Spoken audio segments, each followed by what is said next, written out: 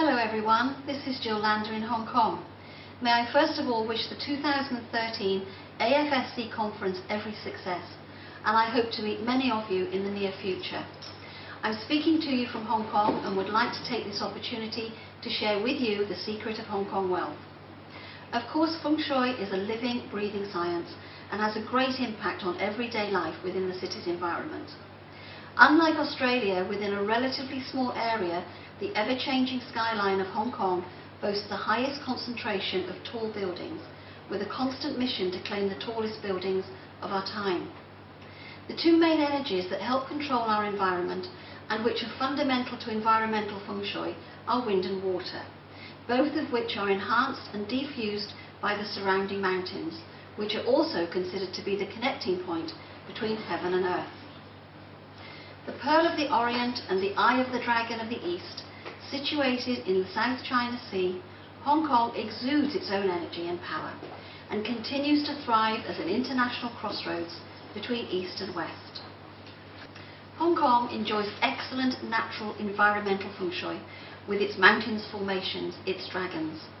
This is the reasoning behind the conquest of any mountain, a symbol of human ascent, power, wisdom and authority. No visit to Hong Kong is complete without a trip to the Peak, where the visitor can enjoy the ever-changing skyline and from where a true perspective of strategically placed buildings and man-made virtual water, roads and swimming pools support the city's residents at work and at play. The energising support of Hong Kong's mountains are created in such a way that they almost come back on themselves, containing and benefiting the surrounding area of Hong Kong Island. This formation is considered very auspicious in Feng Shui terms, as where auspicious energy is contained, it will benefit any area. Due to its geographical location, the Peak benefits from its unique Feng Shui formation, surrounded by Kowloon's mountainous regions to the northeast, specifically Ma On Shan, Ntuk Shan and Pak Shan mountains, Shan meaning mountain. Water, when harnessed correctly, requires little else to create wealth luck. The secret of Hong Kong's wealth is its water element, supported by that of the metal element in its natural and virtual forms. The natural flow of the Pearl River enters Hong Kong Harbour and leads out to the South China Sea, which, despite its changing form and associated controversy as to its diminishing power to the mainland, continues to maintain its power. I believe Hong Kong's secret is how it contains and diverts its wealth from a Feng Shui perspective, in terms of timing and vision, and part of the secret may lie in the protection of the 260 outlying islands, which offer not only a wonderful example of macro water in its true essence, but also the direction of the water flow entering and leaving Hong Kong Harbour. Hong Kong's water, both natural and man-made, is a prime example of how it can provide us with our vital life force, Qi, within a micro and macro environment. In Feng Shui theories, we appreciate that water can be nourishing and vital to us as human beings, but too much water can easily drown us or at least make us become waterlogged, resulting in lack of movement and stagnation, which in turn can affect human and business potential. Water can also nourish and nurture our emotional well-being, but when out of control or out of balance, it can result in confusion and loss of focus.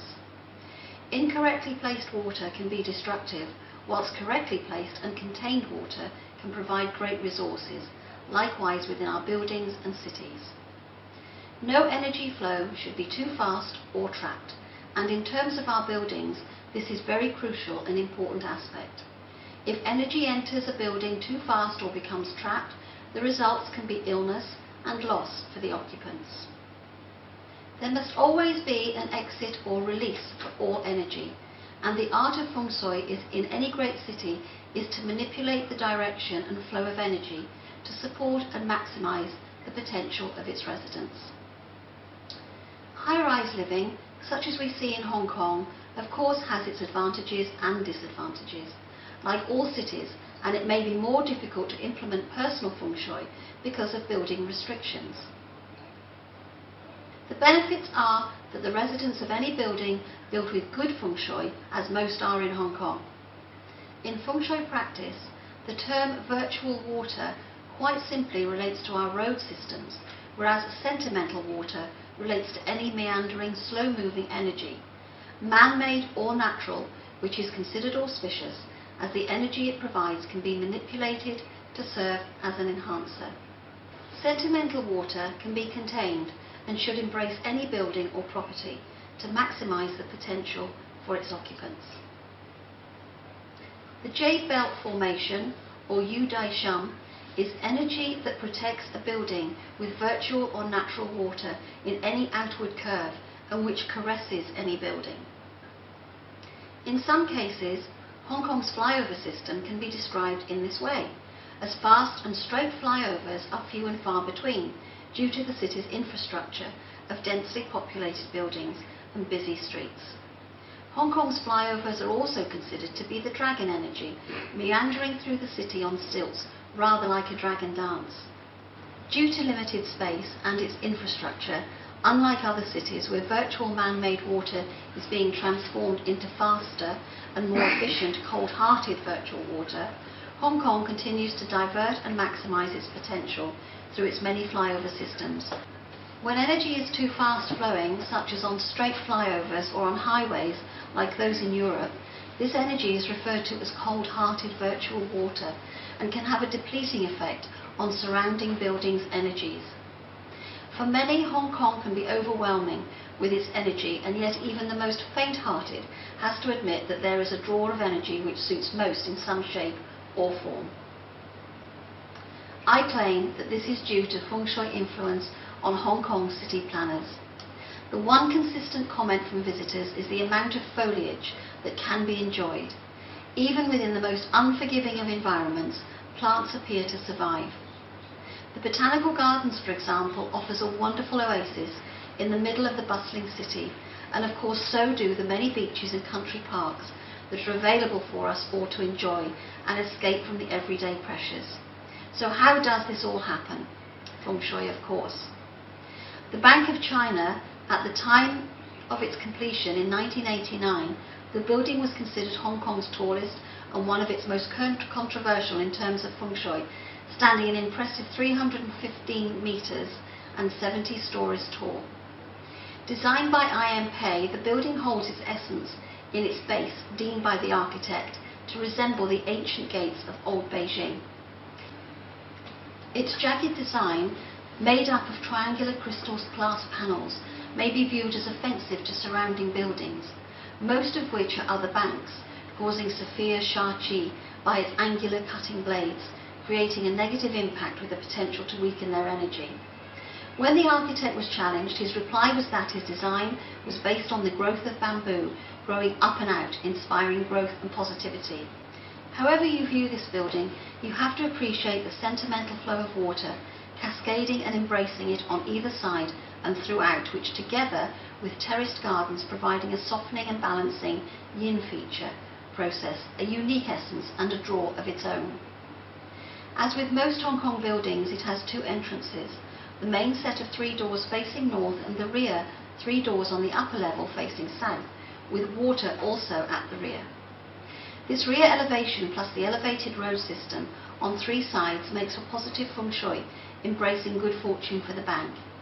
The most auspicious date of the 20th century, 8/8/1988, was chosen for a soft opening, with the official opening not taking place until the 17th of May 1990. The slanting glass of the apex not only adds to the unique design, but at any time of the day one can enjoy various degrees of natural light that penetrates the building.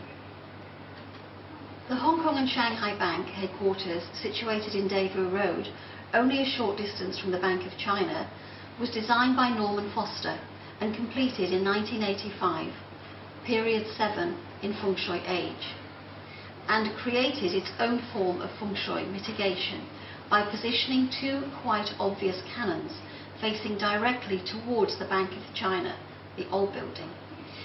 In Feng Shui practice, the use of cannons redirects or sends negative energy forces away, and in some case right back at the attacker. Directly in front of the HSBC building is a wonderful example of Mingtan, an open space, occupied by the cenotaph, where Hong Kong people can enjoy and relax in a beautiful garden, even in the heart of the financial district. This space was originally purchased by the bank to prevent any future construction, and so allowing a free and uninterrupted view and benefit from the wealth energy of the harbour. To summarise, Hong Kong continues to be a testament of a major financial and vibrant city. Although in a state of constant change and progress, it continues to expand with some of the most amazing architectural designs of our time, while still valuing and respecting the environment and the beliefs of its citizens. So in closing, I would just like once again to wish you every success of the 2013 conference, and wishing you all the very best, and a very heartfelt thanks to my friend Jodie.